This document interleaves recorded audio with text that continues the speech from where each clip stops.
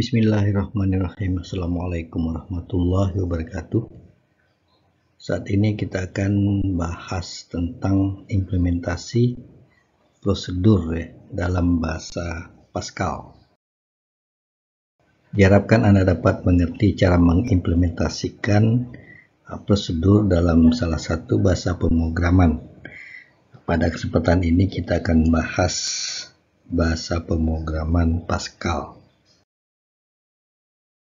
Sebelum masuk ke dalam implementasi program, mari kita ingat dulu beberapa jenis prosedur ya. Kalau dilihat dari parameternya, yaitu prosedur tanpa parameter, prosedur dengan parameter input, bisa 1 sampai n input tanpa output. Kemudian yang ketiga, prosedur dengan parameter output. Ini prosedur yang tidak memiliki input, sedangkan outputnya bisa 1 sampai n. Dan yang terakhir, prosedur dengan parameter input dan output, memiliki parameter input 1 sampai n dan memiliki parameter output 1 sampai n. Ini untuk lebih jelasnya dapat dipelajari pada materi yang ada di atas ini. Kita mulai dengan implementasi prosedur jenis pertama, yaitu tanpa parameter. Nah, untuk prosedur tanpa parameter ini, yang pertama kita coba buat sesuai dengan algoritma yang sudah kita bahas sebelumnya. Kita buat dulu prosedurnya, kemudian nama prosedurnya. Di sini tampil 1, ini hanya sebagai contoh ya. Kemudian isi dari prosedurnya, ini ada variabel lokal, sapaan, tipenya adalah string.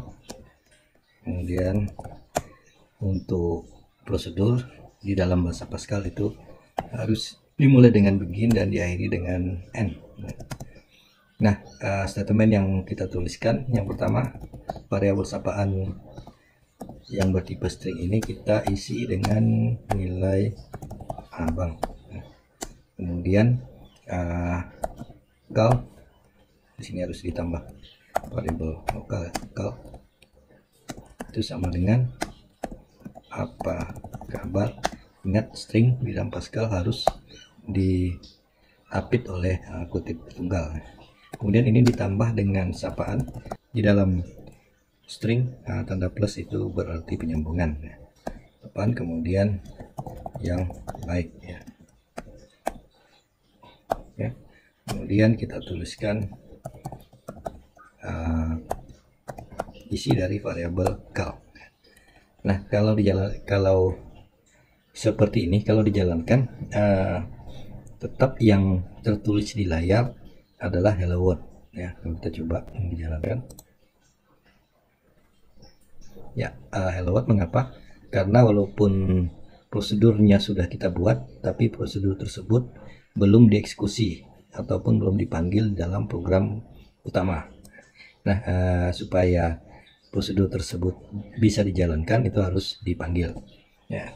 Untuk prosedur tanpa parameter, cara memanggilnya cukup menuliskan namanya saja seperti ini. Kita coba.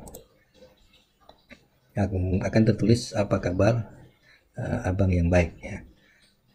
Kalau kita ingin memanggil prosedur tersebut beberapa kali, misalnya seperti ini, 3 kali, maka yang tertulis juga 3 kali ya. Kita lanjutkan untuk prosedur dengan parameter input tanpa output. Berarti di sini yang pertama, parameternya harus kita tuliskan dulu, namanya kita ubah, misalnya tampil 2. Kemudian sebagaimana contoh algoritmanya, di sini menggunakan 2 buah parameter input. Yang pertama JK, itu tipenya adalah string.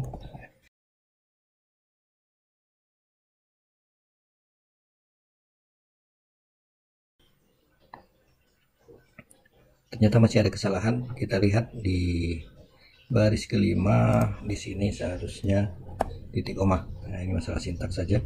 Kita jalankan, bismillah.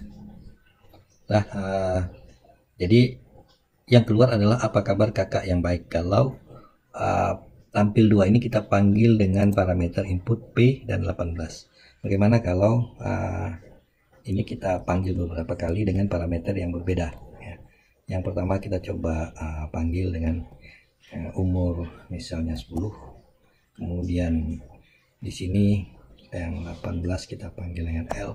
Kemudian di sini misalnya 23 dengan P ya. Nah, ada beda dengan yang tadi ya, tanpa parameter itu sifatnya statis, tapi kalau dengan input, nah ini sifatnya lebih dinamis tergantung dari parameter yang diberikan. Kita coba jalankan dulu. Ya, yang pertama jika kita panggil tampil 2 dengan parameter yang pertama P kemudian 10, maka yang tampil adalah apa kabar adik yang baik ya. Kalau kita panggil dengan parameter L dan 18, yang keluar adalah apa kabar abang yang baik. Sedangkan kalau kita panggil dengan P kemudian usianya 23, yang keluar adalah apa kabar kakak yang baik ya. Nah, ini yang membedakan antara prosedur dengan parameter input dengan yang tanpa input pada program sebelumnya.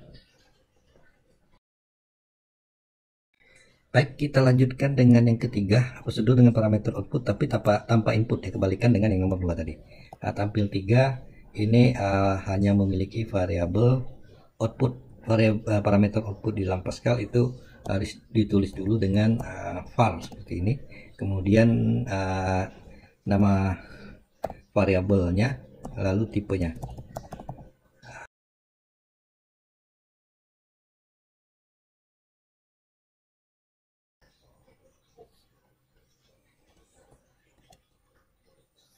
Kita jalankan ya. Di sini dia menuliskan isi dari variabel tulisan. Nah, apa bedanya dengan yang pertama tadi? Kalau kita menggunakan bentuk yang tanpa parameter, isi dari cal itu tidak bisa diapa-apakan lagi. Tapi jika dia berada di luar penulisannya, artinya ada output yang kita ambil dari suatu prosedur. Nilai dari variabel tersebut masih bisa kita modifikasi sesuai dengan misalnya keinginan kita. Jadi misalnya begini, misalnya sebelum saya tulis buat tulisannya, misalnya di sini tulisan sama dengan misalnya tulisan, misalnya kita tambahkan tinggal di mana sekarang misalnya ya, tinggal di mana sekarang. Seperti ini ya. Nah, jadi intinya apa yang akan tertulis itu masih bisa dimodifikasi. Karena mengapa? Karena nilai variabelnya itu kita ambil dari apa yang ada di prosedur. Beda dengan yang pertama tadi, dia akan tetap menampilkan seperti apa adanya tanpa bisa diapa-apakan. Jadi kalau ini kita jalankan, maka yang keluar ini adalah apa kabar abang yang baik, tinggal di mana sekarang. Nah, kira-kira seperti itu prosedur dengan parameter output. Baik, ini yang keempat, prosedur yang lengkap. Dia memiliki parameter input, juga memiliki parameter output ya.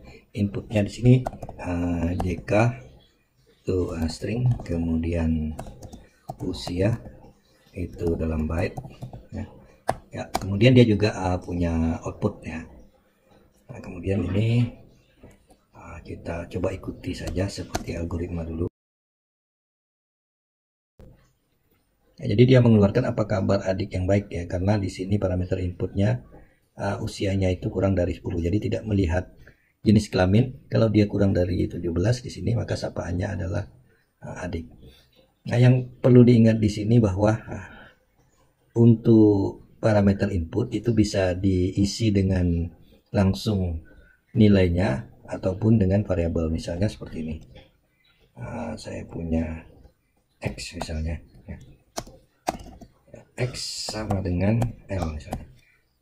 Nah, di sini kita bisa ganti dengan X ya, dimana X itu isinya adalah L. Nah, kalau ini kita jalankan, dia akan tetap mengeluarkan apa kabar adik yang baik karena usianya 10 Ya. Sedangkan tulisan di sini itu merupakan variabel yang harus kita tuliskan karena variabel ini untuk menyimpan hasil output daripada prosedur. Jadi di sini tidak bisa kita tuliskan nilai untuk parameter output. Ya. Kalau parameter input seperti ini, contohnya X ini adalah variabel, sedangkan 10 ini adalah nilai secara langsung. Nah, begitu kira-kira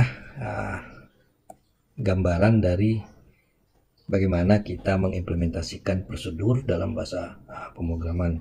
Di sini kita menggunakan program Pascal.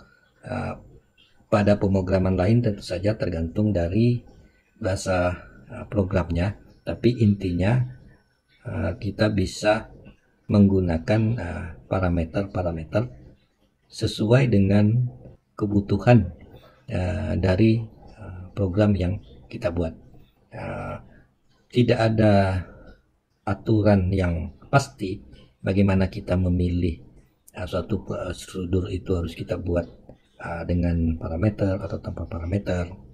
Tapi yang jelas hal tersebut lebih mudah kita pilih ya jika kita sering berlatih. Ya. Dengan banyak berlatih maka biasanya otomatis kita langsung bisa menentukan prosedur dengan parameter yang seperti apa yang kita butuhkan dalam setiap situasi ataupun kondisi dari program yang kita buat.